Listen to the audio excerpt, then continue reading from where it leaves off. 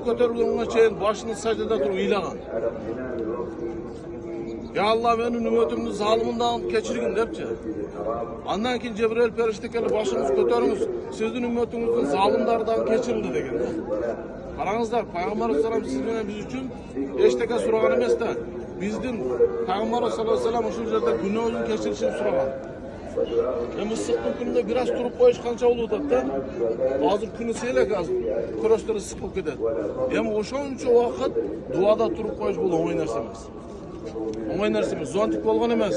Bunday aytganda, o'shanday bir issiqning kunida da o'sha inshaalloh biz dag'in inshaalloh duo qilaylik. Mana shu yerlarda inshaalloh duolar qabul bo'ladi. Har bir odam o'zi xossan duo qilsin. Qanchalik duo qilsa 1 minut, 10 minut, yarım saat bu qanchalik duo qilsa duo qilsin. Alloh taoladan o'sha surasin suraganlarini ana inshaalloh qaytaveramiz. Bu yoqqa chiqarmaydi degan, yoqqa chiqqandan nima javob? Ha? Inshaalloh